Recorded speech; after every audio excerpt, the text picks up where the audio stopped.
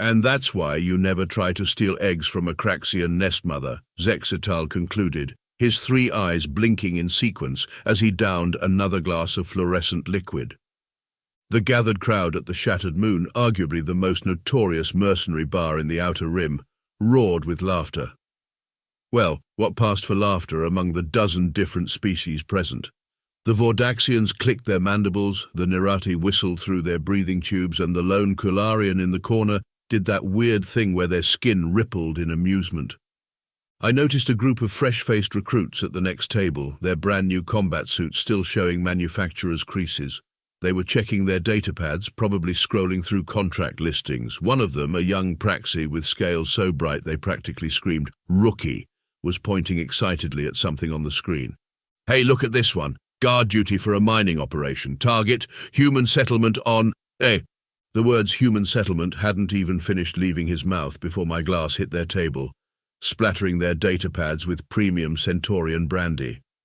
The rookies jumped, mandibles and tentacles twitching in surprise. "That," I growled, using all four of my arms to lean across their table, "would be your last mistake." My chromatophores shifted to a deep warning red, something I hadn't needed to do since the Proxima incident. The bar had gone quiet. Even the ancient ventilation system seemed to be holding its breath. "But they're just humans," the praxi protested, his scales dulling slightly. "Class 12 Deathworlders, sure, but we've got superior technology and..." The laugh that escaped me was perhaps a bit more unhinged than I intended. "Superior technology? Kid, let me tell you something about humans and their special forces." I pulled up a chair, my exoskeleton creaking from old battle wounds. 2 solar cycles ago, I led the most elite mercenary squad in 3 sectors, the Crimson Talons. Maybe you've heard of us. Their eye stalks twitched in recognition. Good. We had the best equipment credits could buy, plasma rifles from the hegemony's own armories, stealth suits that could fool a Zerillion sensor array, combat stims that could keep a juggernaut fighting for days. I paused, letting my outer membrane shift to the grey of bitter memories. We don't exist anymore. Want to know why? The rookies leaned forward, their various sensory organs fixed on me. Even some of the regular patrons shifted closer, though they tried to pretend they weren't listening. We took a contract, simple thing really, disable a human special forces training facility during their rest cycle. In and out, they said. Easy credits, they said. I signaled the bartender for another round. "Let me tell you about the last mistake I ever made as a mercenary captain." The praxi's scales had faded to an almost ghostly white. Perfect. They were ready to hear the real story. The contract came through a reputable broker Nexus Operations. They had a perfect record for legitimate work. The client wanted us to hit a training facility on some backwater moon called T-7249. Simple smash and grab, get in, destroy their combat simulators, get out. The pay was... I wiggled my sensory appendages. Let's just say it was enough to retire on. The praxi rookie clicked his mandibles nervously. "So what went wrong?" "Wrong? Nothing went wrong at first. That's what makes it so funny, in a makes-you-want-to-molt prematurely kind of way." I took another sip. Our intel was pristine. Surveillance showed standard human special forces rotations, 20 instructors, 50 trainees. We watched them for 3 local cycles, mapped their patterns, even identified their weak spots. A bitter chuckle escaped my primary breathing vent. We had blueprints, security codes, patrol schedules, everything. Our tech specialist, Krex, even managed to tap into their communication networks. Humans are usually paranoid about security, but this place seemed sloppy. The bartender, an ancient Quillian with more scars than scales, stopped pretending not to listen and joined our little gathering. Sloppy? Humans are never sloppy about security. Exactly. I pointed one of my arms at him. But we were too busy counting our future credits to notice. We had a team of 12, the best in their fields. Krex could hack any system. Yix was our demo expert. She could disintegrate a fortress and leave the flowers standing. Zol and Vex were our twin Shadowkin snipers. They once took out an entire pirate crew through poisoned atmosphere from 2 kilometers away. The rookies were completely hooked now, their bioluminescent patterns pulsing with anticipation. The plan was beautiful. We'd hit during their rest cycle what humans call night. Krex would loop their security feeds. The Shadowkin twins would set up overlapping fields of fire. My strike team would breach through 3 points simultaneously. The humans would be in their sleep pods, never knowing what hit them. I let my outer membrane ripple with remembered confidence. We even had contingencies for their notorious endurance. Speed was key. Get in, plant charges, get out before they could organize a response.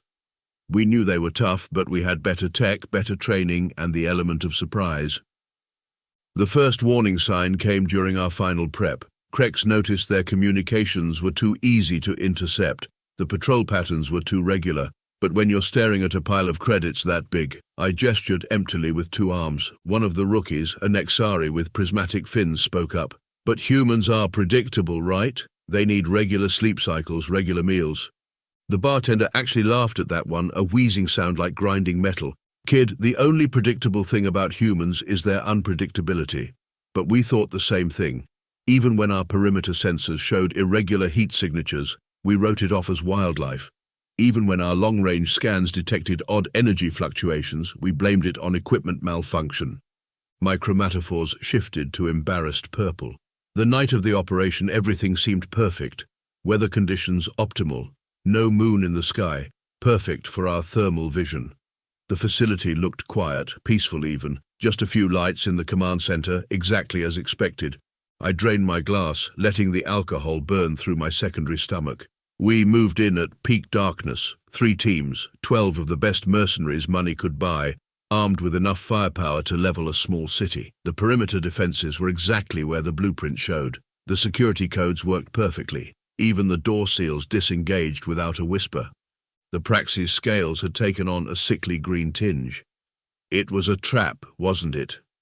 Oh, it was worse than a trap. My membrane went completely black, the color of genocidal stupidity. It was an evaluation. See, what we didn't know was that humans don't just train their special forces to fight, they train them to hunt, and I clicked my mandibles in grim amusement. We had just volunteered to be part of their advanced tactical response assessment. The first sign that everything had gone completely wrong, silence, pure absolute silence. No guards, no alarms, no sleeping humans in their bunks, just empty halls and dark rooms. I let my outer membrane ripple with remembered dread. Kex reported all systems normal. Vex and Zol had perfect sightlines from their sniper positions. My strike team reached the central training facility without encountering a single soul. That's when Yix said something that should have made us run. "Boss, where's the dust?"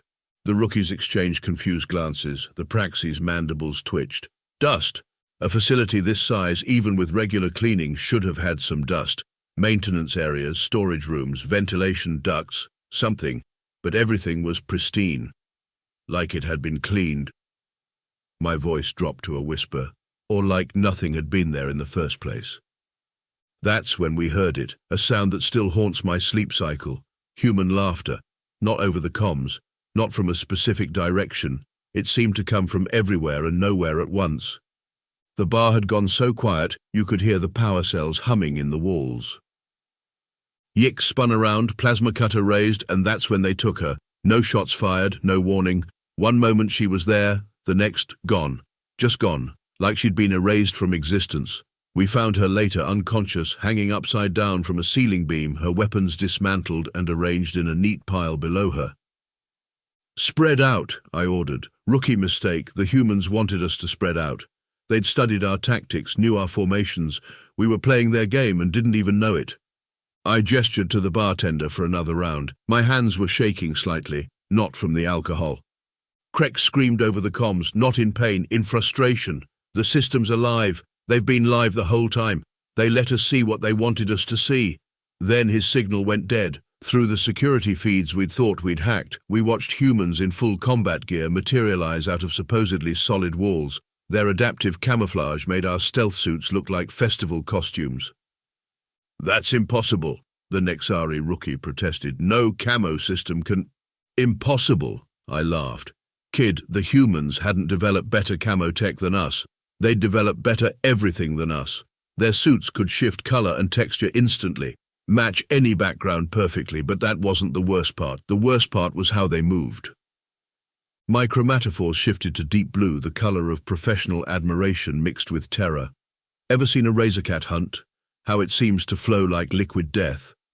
These humans moved like that, but better. They'd clearly studied every species on our team. They knew our blind spots, our reaction times, our physical limitations. Vex reported movement on his scope, fired a perfect shot at nothing. They'd learned how our snipers thought, used our own prediction algorithms against us.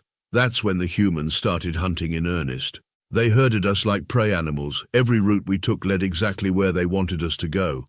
When we tried to retreat, paths that had been clear were suddenly blocked, not by barriers, by humans who seemed to step out of the shadows themselves. They never used lethal force, which somehow made it worse. They were testing themselves against us, treating it like a training exercise. Zakral, our close combat specialist, actually managed to engage one of them. He was a master of 7 different martial arts forms, had once taken down a Crixian war beast with his bare hands. The human let him attack first, let him establish his rhythm, then... I shuddered. Then what? The Praxi was practically vibrating with tension. Then the human matched him perfectly, countered every move like they'd rehearsed it 1,000 times. Turns out they had. They'd studied recordings of Zakral's fighting style, developed specific counters. When they finally took him down, it was with his own signature move. Within 5 minutes, they'd reduced our elite squad to a panicked, uncoordinated mess. They picked us off one by one, using our own tactics against us. Krex's hacking programs, they'd let them through, then used them to track our communications, our stealth tech. They could see right through it. Probably had been able to the whole time. The twins tried to provide covering fire for our retreat. The humans responded with their own snipers. Not to kill, they targeted pressure points, mobility joints in our armor. Surgical shots that shouldn't have been possible at those angles in those lighting conditions. We later learned they'd been practicing those exact shots for weeks, specifically preparing for our attack. I raised my glass, staring into the swirling liquid. When they finally took me down, it was almost a relief. A human appeared right in front of me, just materialized like some kind of ghost, tall, encased in that nightmare black armor. Know what they said to me? The rookies leaned forward as one. Thanks for the workout. Your team provided excellent training scenarios. Then something stung my neck and I woke up in a detention cell with the rest of my squad. All alive, all unharmed except for our pride, and a message waiting. Better luck next time. There wasn't a next time, was there? The Nexari asked quietly. With humans? No, the Crimson Talons disbanded after that. How could we continue? Every potential client had heard how 12 of the best mercenaries in the sector had been taken apart by humans who treated it as a training exercise. We'd become a cautionary tale. But that wasn't even the worst part, I continued, watching the rookies' expressions. The worst part was what happened when we tried to escape. The bartender snorted. You actually tried to run from human spec ops? Not our brightest moment, I admit, but we had our pride, what was left of it. We'd managed to regroup in a detention cell of all places. Our gear piled neatly outside like some kind of sick joke. No guards, no restraints, just an open door and our equipment practically gift-wrapped. The facility's hangar was right there, our ships untouched, everything screamed trap. But we figured we couldn't lose more dignity than we already had. We were wrong. So very wrong. My chromatophores flickered to the dull grey of remembered exhaustion. We made it to our ships, actually took off. That should have been our first clue. Humans never make things that easy. We broke atmosphere, hit our first jump point, and that's when the real training exercise began. The humans had planted tracking devices in our gear, microscopic ones, quantum-linked, totally undetectable. But that wasn't the clever part. The clever part was that they'd planted multiple trackers, each calibrated differently. When we eventually found one type and thought we were clean, another would still be working. We split up. Basic evasion tactics. Krex detected the first tracker within hours, and we thought we were so smart. Dumped our gear, bought new equipment. The humans kept coming. We'd jump to a new system, think we were safe, and then that laugh again, always the laugh first. The Praxis scales had gone from sickly green to almost transparent. They were hunting you? For escaping? Hunting us? No, kid, they were training. We were just the lucky volunteer force. Each time they caught up, they'd demonstrate a new technique, a new technology, a new way of taking us down. And each time, they left us alive with our ships intact just to see if we'd learned anything. Yix cracked first, turned herself in at the nearest Federation outpost. Smart move, really. The humans picked up the rest of us on 6 different worlds, in 6 different ways. They caught Krex in a high-security data haven, walked right through their unbreakable defenses, found the twins on a stealth station hidden in an asteroid field. Nobody knows how. Me? I made it 3 weeks, abandoned my ship, bought passage on 6 different freighters, used every underground contact, every smuggler's trick I knew, ended up on a desert world. Figure no one could track me there. That's when I learned about human persistence hunting. The bar had grown so quiet you could hear the ice melting in glasses. They didn't use ships, didn't need to. 2 humans in their combat suits just walking, following my tracks across the desert. I had a vehicle. They were on foot. Didn't matter.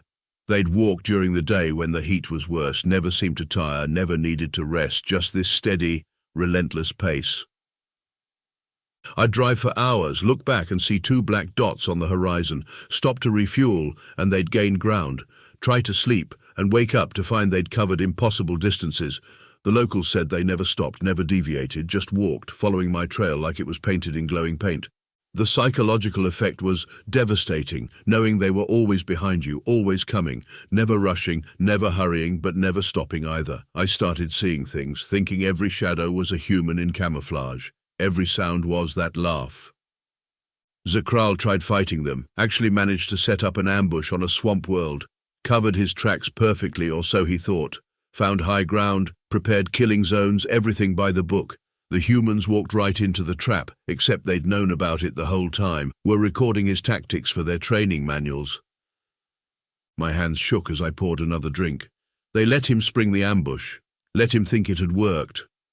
Then they appeared behind him, tapped him on the shoulder and said, "Good try, but next time consider the thermal blooming of the local flora." Just like that, a combat tutorial in the middle of a life-or-death situation. The worst part, the absolute worst part, they were enjoying themselves. Not in a cruel way, they were genuinely having fun, treating it like some giant training game. Would leave notes critiquing our escape attempts. Good use of terrain masking, but consider alternative frequencies for comm silence. Innovative false trail, but watch your heat signature. By the end, we weren't even trying to escape, we were just trying to stay sane. The constant feeling of being watched, being evaluated, never knowing if that strange reflection was really a reflection, or if a human was about to step out of thin air and give you a graded assessment of your evasion techniques. When they finally caught me, I was almost grateful. I'd driven my vehicle into a canyon, thinking the ore deposits might mask my trail, parked in a cave, powered down everything, sat in total darkness for 6 hours. Then that voice came out of nowhere. "Interesting strategy? Unfortunately, we've been here for 2 days, testing new extreme environment protocols. Would you like to review your performance?" One of the rookies, the Nexari, shifted uncomfortably. But why go through all that? Why not just detain you? Because that wasn't the point. The point was training. Their training, using us as live fire exercises. Every trick we tried, every tactic we used, became part of their combat database. They weren't just hunting us, they were learning from us, adapting our own species' techniques into their combat protocols. Those humans on foot in the desert, they were testing new heat regulation systems for their combat suits, the ones who caught Zakral. Testing stealth systems optimized for swamp environments. Every time we thought we'd found a way to beat them, we were actually helping them refine their methods. My chromatophores shifted to the deep purple of horrified respect. By the time they rounded up the last of us, they'd compiled enough tactical data to write 3 new training manuals. We thought we were running for our lives, really, we were just helping them become better hunters. The breaking point, I clicked my mandibles together, a nervous habit from my younger days. That came on Nexus 6, an abandoned mining world.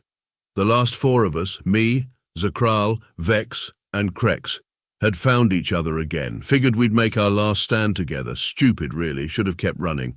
We'd picked an old processing facility, defendable position, lots of cover, good sightlines, spent 3 days setting up kill zones, sensor nets, the works, even got our hands on some military-grade explosives, thought maybe, just maybe, we could take a few humans with us. The first warning was the temperature drop, subtle at first, just a few degrees. Then our sensor net started failing, not all at once, just random glitches. Equipment that had worked perfectly for years suddenly giving ghost readings. Krex was monitoring the perimeter when he started laughing, not the crazy kind. The kind you laugh when you finally get the joke. "They're not coming," he said. "They're already here, have been for days." The rookies exchanged nervous glances as I continued. He was right. The humans had arrived before us, watched us set up our defenses, probably critiqued our techniques over coffee. That's a human stimulant drink that should be classified as a combat drug. They'd used our own sensor grid to study our patterns, our rotations. The actual assault, it was micrometaphors shifted through colors trying to find the right shade for tactically beautiful horror. They took us apart like we were first-year cadets. Every defensive position we'd prepared became a trap for us. They herded us through our own kill zones, but never into the explosives. No, they had special plans for those. Zakral spotted movement, actual movement, not the decoys we'd been shooting at, charged in with his monoblade. The human he attacked bent backwards at an angle that should have broken their spine. Let the blade pass over them, then just flowed around Zakral like water around a rock. 3 touches, just touches. And our close combat specialist was on the ground, his own blade at his throat. Vex had set up in what we thought was an unassailable position, perfect overlapping fields of fire. The humans let him burn through his ammunition, shooting at shadows.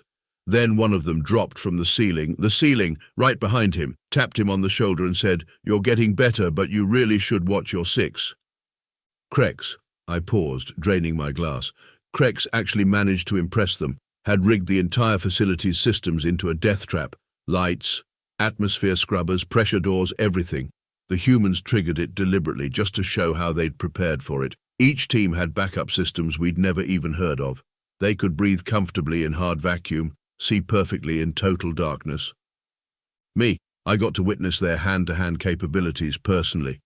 Fired my plasma rifle at a human point-blank range. They actually dodged, plasma fire. Moved like nothing I'd ever seen, then disarmed me with a move that looked more like a dance than combat. But here's the real kicker. They started giving us pointers, mid-fight, actual combat advice. Good trigger discipline, but try adjusting your stance. Nice attempt at a feint, but telegraph it less, like some kind of twisted combat instruction course. The explosives we'd planted, they gathered them all up, made a display of diffusing some, improving the detonator designs on others, turned it into an impromptu demolitions class, even asked Krex for his opinion on some of the modifications. By the end, we weren't even fighting anymore, just sitting there watching in numb fascination as they demonstrated exactly how outclassed we were. They showed us recordings of our own setup, pointing out every mistake, every missed opportunity, not to humiliate us. They genuinely wanted us to learn. "This," their commander said, "is why we let you escape the facility. Needed to test our new pursuit protocols in real conditions. Your team provided excellent data points." My membrane shifted to the color of dawning comprehension. That's when we finally understood. We hadn't been running from them. We'd been participating in the most elaborate training exercise in human military history. Every move we'd made, every trick we'd tried had been recorded, analyzed, and incorporated into their training programs. They even gave us performance reviews, actually rated our evasion techniques, combat tactics, and survival skills. Offered job recommendations for private security firms, like we'd just completed some kind of advanced combat course instead of running for our lives. I leaned back in my chair, watching the impact of my story ripple through the rookies like a shockwave. The Praxis scales had shifted to the pale color of fear, while the Nexari's fins had completely stopped their usual prismatic display. So now you know why no self-respecting mercenary takes contracts against human special forces anymore. Those survival statistics you see in the databases, they're not what you think. 100% survival rate doesn't mean we won. It means they deliberately kept us alive for training purposes. The bartender nodded slowly, cleaning a glass with one tentacle while the others mixed drinks. Heard they've actually started a rating system. The better you do against their teams, the higher your market value becomes as a security consultant. Exactly, I clicked my mandibles in agreement. The Crimson Talons? We're listed as provided advanced training scenarios Class 3, like some kind of twisted recommendation letter. Companies actually hire us specifically because we survived an encounter with human special forces. But here's the real punchline. I leaned forward, lowering my voice. Since our little training exercise, 17 other mercenary groups have gone up against human spec ops teams. Know what happened? The humans had already adapted their tactics based on what they learned from us. Each encounter was shorter than the last. The Nexari rookie found his voice, but surely with enough preparation. Kid, you don't get it. Every time someone faces them, win or lose, the humans get better. They learn, adapt. That group that hit them last cycle lasted 6 hours. The one before that, 12. Us? We managed 3 weeks, and that's only because they were letting us run. These days, the smarter mercenary outfits actually pay for training with human instructors. Better to learn from them willingly than become another case study in their combat manuals. Did you know they wrote an entire textbook based on our escape attempts, Multi-Species Combat Psychology, a practical analysis? It's required reading in their advanced training programs. The bar had filled up during my story, but the usual rowdy atmosphere was subdued. I noticed several veteran mercenaries nodding grimly. They'd either heard the stories or lived through similar experiences. The worst part, the absolute worst part, the humans consider it all perfectly normal. They treat combat like a science experiment, warfare like a research project. Every engagement is a learning opportunity.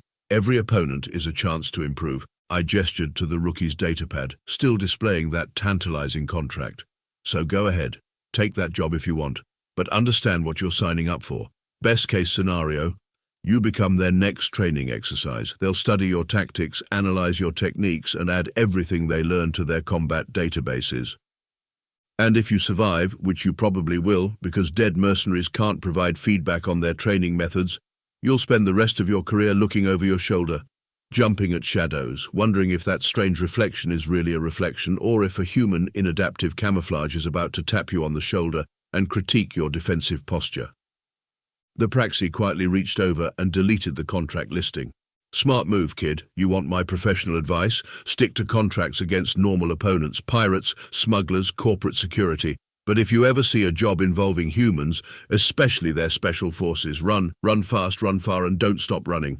I finished my drink and stood up, my old battle wounds protesting. Because if you don't, well, best case scenario, you'll end up like me. Retired, drinking away your pride, warning the next generation about the species that turned warfare into a teaching opportunity. Oh, and one more thing. I turned back at the door, my chromatophores shifting to warning red. If you ever hear human laughter during a combat operation, just surrender. Trust me, it's less embarrassing than having your own tactics explained to you while they're kicking your tail across 3 star systems. The rookies nodded solemnly. Around the bar, I noticed several other mercenaries quietly closing their contract listings. Good. Maybe they'd learn from our mistakes. The humans certainly had. As I stepped out into the neon-lit street, I couldn't help but chuckle. Somewhere out there in some high-tech training facility, a new batch of human Special Forces recruits was probably studying recordings of our encounter, learning, adapting, preparing, and I bet they're still laughing.